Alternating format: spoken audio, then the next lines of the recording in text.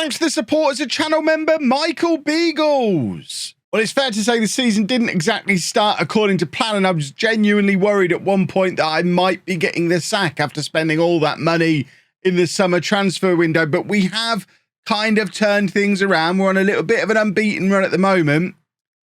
But today we go away from home against Manchester City, and it's the battle with Erling Haaland again. Hello and welcome to part 12 of my FM23 beta save with Chelsea. I'm Kevin. Coming up on today's episode, we're going to have this Manchester City game. Then we're going to jump forward a bunch more games and play somebody else. I'm not entirely sure just yet because we are, as mentioned, trying to get through this season as quickly as possible. So by the end of the week, before the beta ends and we move on into the full game in Non-League to Legend, we're in a position to do Season 3 and the new style Champions League. Of course, that does rely on us qualifying for the Champions League, which, as you can see, is not necessarily a foregone conclusion, although I suspect if I don't qualify for the Champions League, I'll be sacked long before that becomes an issue. But the season start was problematic. You saw in the previous episode, the transfer special, that we did have a little bit of a wobbly start, a draw, and then a defeat in matches that we were dominating, but just things weren't really clicking for us in. We did beat Manchester United, and I thought, okay, this is all fine now. And then we lost against Brentford. Since then, we have won a lot of football matches, scored a lot of goals, not conceded very many. There was one bonkers match against Liverpool where I really did think the wheels were coming off. We were 4-1 down by half time in this game. And I thought we were in disaster central, only to switch to the Diamond, which we have done quite a lot. The Diamond is working quite well for us. We switched to the Diamond and ended up scoring in the 93rd and 94th minutes to win 5-4 away from home. It was one of the most bonkers matches I've played in Football Manager in a long time. And as you can see, we are on a nice long winning streak now, including our reserves beating Manchester City's reserves in the Carabao Cup. But now we have to face them in the league. This is what the Premier League table looks like. We are only 3 points off the top of the league after climbing up the league in the last few matches with some of these big results. And Dominic Calvert-Lewin is second only to Erling Haaland in the goal-scoring charts. 8 goals from 7 appearances. And that doesn't even tell the whole story. It's 8 goals from 3 starts. He doesn't start very often. Usually when he comes on, it's part of the Diamond with either Abraham or Havertz alongside him. The only problem is I don't want to go away from home to Manchester City and play that Diamond. So Calvert-Lewin will miss out today, at least initially. But Haaland has scored 10 from 9. So I would argue on a goals per game, goals per minutes, Dominic Calvert-Lewin is probably the best striker in the Premier League at the moment. Is that something that we can see on here? Does it have this as a thing that we can look at? I feel like that's a statistic we should be at. There you go, goals per 90 minutes.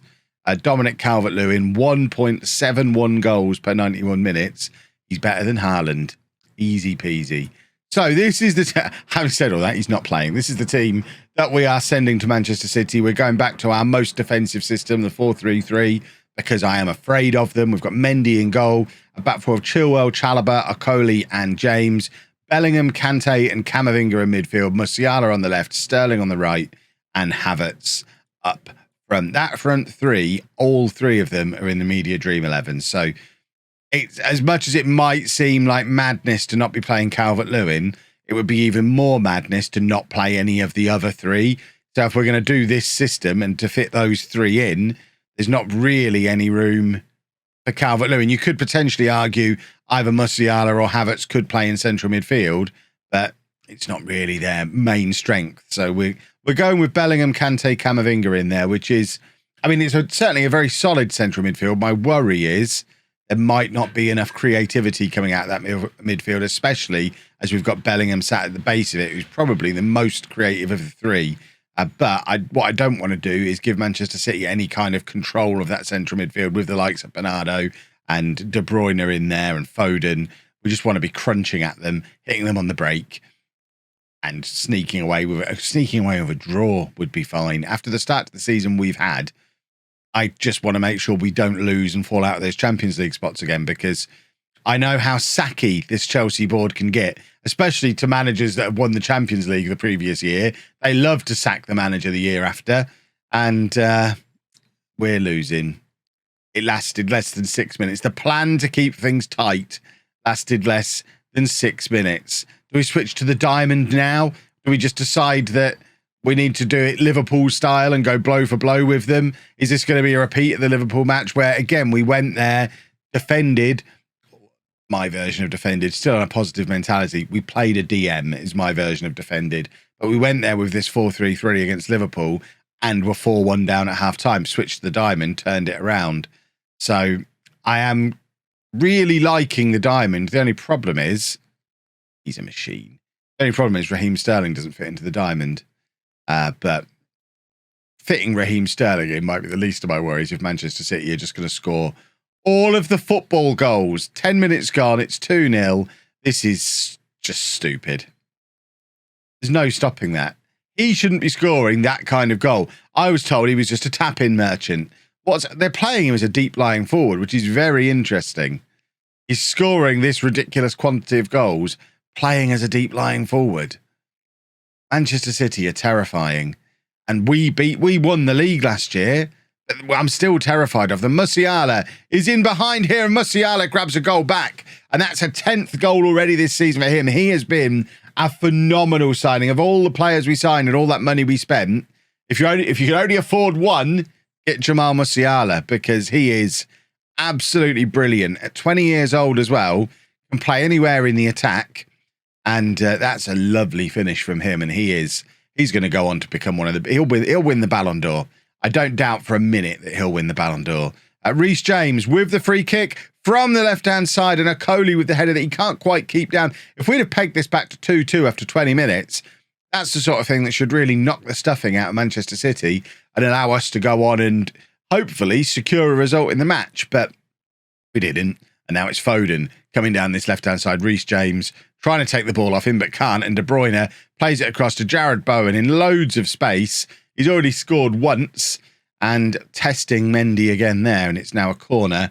And please, can we just hold Haaland down? Don't let him get near the ball. They are obviously aiming for Haaland, but Chalobah deals with it comfortably. Heads clear. It remains 2-1. If it's only a 1-goal deficit and we've got a better XG, I don't really know what the best thing to do at half-time is here. I think we leave things as they are, see how the second half begins, and then make an adjustment from there if we need to. But the game plan is kind of working to plan at the moment. Obviously, with the wild card of Haaland scoring a goal he never should have scored. But if he doesn't score that wonder goal, it's 1-1. We've got the better XG, and that's exactly what we came here to do. We can't account for Haaland. That's just ridiculous. Nobody can. And here he is in behind again, and he scores again. Hopefully that's offside, referee. Come on, just for the sake of keeping it relatively even, let's disallow that one. Good boy. See, the referee, he's done that to favour sporting integrity. We want the rest of the game to be competitive, and he is well offside as well. So there's always that. Let's offer a little bit of encouragement. We're going to probably give this another 10 or 15 minutes before we have to make an attacking change, which will probably involve bringing on Dominic Calvert-Lewin. But we've got to go more attacking and try and get back into the game. We are losing at the moment. So I think rather than the diamond, we're just going to switch to this, because then we can... I don't think we'll take Bellingham. I think we'll take off Camavinga, bring on Calvert-Lewin, and do that. Reece James is tired, so Pavard can come on for him. And we're going to give this 5 or 10 minutes. And if this doesn't work, we're going to go attacking. If this doesn't work, then we've got the diamond as the final throw. But the diamond is so attacking and gives them so much space in those wide areas. We're going to have to do it anyway, though. Right. So we are going to take off Musiala because he's shattered. Tammy Abraham can come on for him. And we'll do them that way round. Sterling is also tired. So we will bring on Mason Mount for Sterling. Drop Bellingham back there.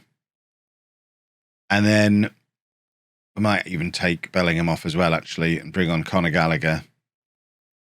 And do that. And again, go attacking. This is the system that got us back into the game and got us the win against Liverpool. Come on, boys. Let's have an equaliser. We've kept it nice and tight. We've not been outclassed. There's no shame in coming here and losing 2-1. But we've already lost too many games this season. That's the problem. If we hadn't have done silly things like losing to Brentford, then I'd be less concerned about this. But this does start to make things that little bit harder for us to go on and win the Premier League, especially with the run of wins that we've been on. And Mason Mount has done very well to win the ball back there. If Tammy can turn and release Calvert-Lewin, he can't. But Mason Mount gives it to Chilwell, who's got space to run into. He's come inside, gives it to Conor Gallagher, who's got space to shoot, and Gallagher scores. Fantastic stuff. I mean, we've distracted the City defenders with the two big boys up top, and Conor Gallagher's just being able to dance through the defence without anyone paying attention to the fact that he's there. And with all these fancy central midfielders that we brought in the summer, my favourite's still Conor Gallagher. Look at him go. 2-2. We are now going to drop back to a positive mentality. We don't need to go too gung-ho trying to win this match. A draw is absolutely fine. I would quite like to... I mean... We could drop back to a wider system. We're not going to. We didn't have any. We had the two big boys up top. There was no way we were getting away from playing two up top there. But you know what? I'm really happy to come away from there with a draw. We should still be in the top four, which is our number one priority. The board are looking for us to win the Premier League. Okay, so top four itself is not good enough. But you know what? 4 points off the top. I don't particularly see Newcastle or Crystal Palace as a threat. So we're 1 point behind City after 10 games. After the start we had, that is better than we could have ever have hoped for. Right, we are going to get some more games under our belts now. I'm not sure exactly where we're going to get to. We probably don't need to worry too much about the Champions League because we're probably going to cruise through the group stage in the Champions League. So we might just pop back for the next big Premier League game, which Arsenal, Liverpool, Man City again, somewhere in here, depending on who's where when we get to it. Like I say, bunch more games under our belts as we try and move through this season very efficiently. Well, who'd have thought that next big game would be against still top of the table Crystal Palace? Where was that previous game? It was there, wasn't it? The Manchester City game. It's actually been a fairly tough run of games since then. We lost to Fiorentina in the Champions League, couldn't beat Leeds at home in the Premier League. But then, I mean, we've managed to pick up a few wins here, scoring some nice goals again, but then only drawing with Barcelona. But to be fair, still enough to win the group, which is very handy. We've got Lyon in the first knockout round, so Champions League looking good. We should be able to navigate past Lyon, but then we failed to beat Leicester. And then stuffed Villa and beat Manchester United with our reserves. Reserves, Calvert-Lewin and Musiala. I promise you it was a rotated team. We are rotating a lot, actually. That might be the part of the reason for some of the inconsistency that we've got this season. Because if you look at the way the appearances are shared around, the only player who's not played a single match is Slonina, who was injured when Baxter got the opportunity to play, which is why Slonina doesn't have a game yet. But even someone like Chukwuemeka has played 4 matches for us now. So they're all getting game time. Obviously, some of them more than others, some of the better ones up this end. But we're away against Crystal Palace today. Normally, for a big top-of-the-table clash away from home, I'd go to the 4-3-3. But every time I've done it recently, it's not really worked. So we're starting with the 4-2-3-1. I think it does suit our squad better, being able to play this midfield 4 of Kante, Bellingham and Musiala. Did I say 4? I meant 3. Rather than bringing in somebody like Jorginho or playing Camavinga or Bellingham deep. I think that's probably our best midfield 3. I'm not entirely sure what the best 3 ahead of them are. We're going with Sterling, Havertz and Mount today, which means once again, no room for Calvert-Lewin in a big game. No room for him even on the bench.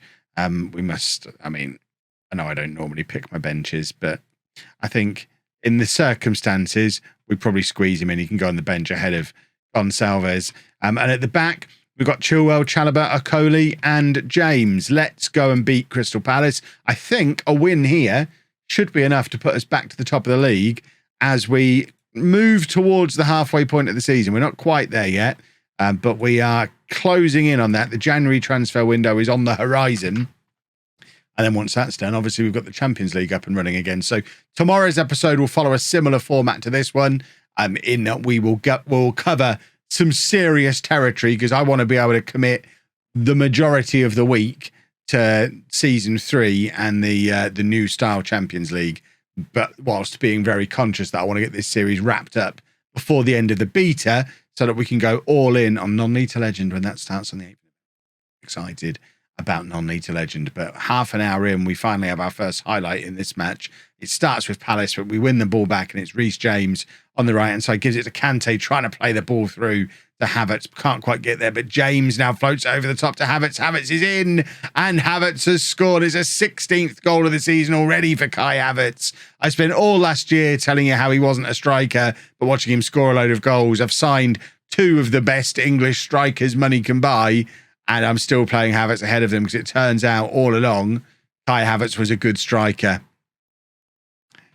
Who'd have thought? But does that put us to the top of the table? Because it looked like we were just getting a message through saying we dropped down to 3rd place. I know the table is very tight behind us.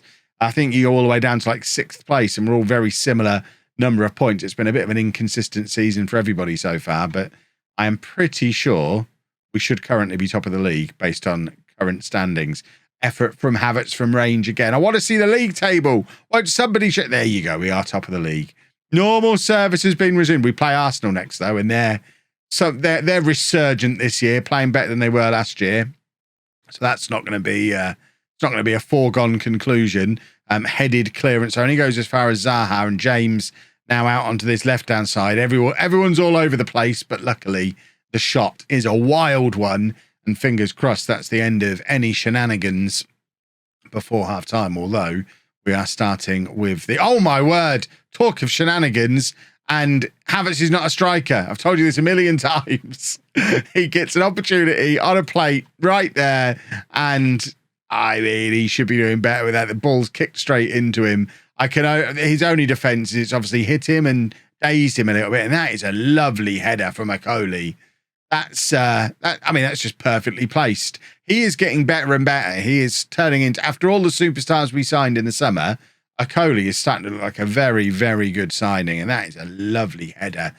Back across goal, over the top of the goalkeeper, dipping down under the crossbar to make it 2-0. And now Mason Mount's trying to play the exact same free kick again.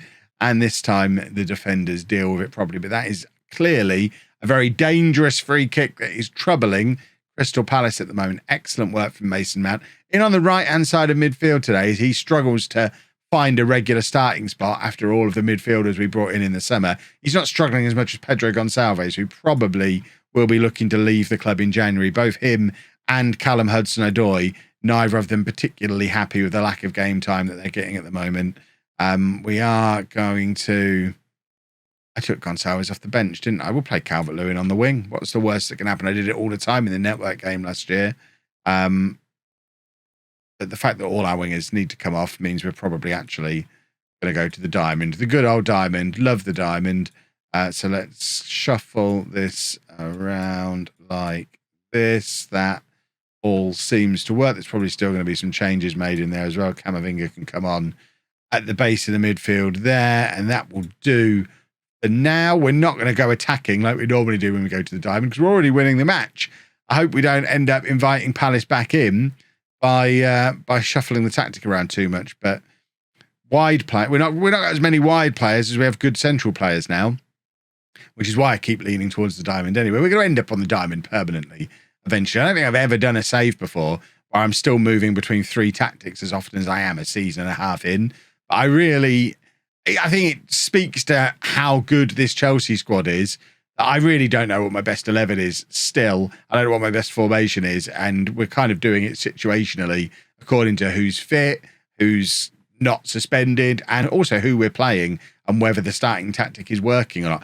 I'm basically playing this save the way I would play a streamer showdown. It's very different to what I normally do here on YouTube. I'm quite enjoying it, quite enjoying the tactical flexibility. Tactical genius, that's what we are these days. Mount, we get to see the corner, but not where it ends up. So I would suggest probably wasn't a great corner. Kante, back to Chalobah, and now Chilwell, who's going to look to get a cross in. He's got the 2 big boys in the middle. He doesn't manage to get the cross in, and that's a little bit disappointing. And we've let Palace in here. This is where we need Mendy to do his bit, although they've gone round him with absolute ease. That's such an easy goal for Palace. It's very well taken, but we've been hit on the break, hit against the run of play. Chilwell gives the ball away, and they've just got in behind us with our high defensive line. Problematic. I'm now looking at the bench thinking, do we bring Jorginho on just to settle things down in that defensive midfield position a little bit? It won't do any harm to have him in there. I think we'll move Kante, and then we're going to get Jorginho in there and just change him to that. And then for my final change, I think we're going to take Havertz off anyway. You can bring on Conor Gallagher. Mount can go further forward. I love the strength in depth we've got now. The fact that we can make 5 changes and that still looks like a first choice Premier League starting team. This is why we're going to have a nice competitive season. As long as we don't let Palace back into the game now. I want to end the episode top of the league. Come on, please don't mess this up from here. Gallagher is there to intercept, and Mount now playing in his favoured position for the first time in ages. All over the top. Reece James crosses to Calvert-Lewin, who can't get there ahead of his defender, but it's now with Tammy Abraham across to Mount, and there is Mount with the goal. He's very good in that role, but so is Havertz, so is Musiala. We've got an embarrassment of riches at attacking midfield. Maybe we should play with more than one attacking midfielder. Maybe we go all in on fiddling with tactics, but this is good centre forward play from Tammy Abraham. Good hold-up play, laying it off to the guy bursting out of midfield, and this has been pretty comfortable for us in the end against a Palace team that have started the season really well, but hopefully this is the reality check that they need, and we can see them start to tumble down the table now and become less of a problem. Can we have the final whistle, referee? I don't want to give them any opportunity to get back in the game because I am smack-talking them, and it's probably going to upset them a little bit. Looks like we've got one final free kick. It's been the Mason Mount show today, and he's going to try and put a cherry on top of the cake. Mount with the free kick, touches the top of the crossbar. That's all it does, and I think that should be full time. And there is the final whistle. Excellent stuff, and we'll consider that a job well done. We end the episode top of the table. For a second there, I thought we'd swapped back the other way. I misread it, but we do end the episode top of the table, and tomorrow we should be back in the Champions League knockout round games as well, and maybe even with having done some January transfers. Let me know down in the comments what you'd do transfer-wise, knowing that it's Hudson-Odoi and Gonçalves who want to leave. Jorginho's played well enough to force himself off the transfer list. Are we leaning towards going diamond full-time because all our wingers want to leave? And if so, do we sell Raheem Sterling as well? Lots of decisions to make going into January. If you've enjoyed that, please make sure you leave a nice big thumbs up on there for me. Subscribe to the channel for daily Football Manager videos. And thank you very much for watching.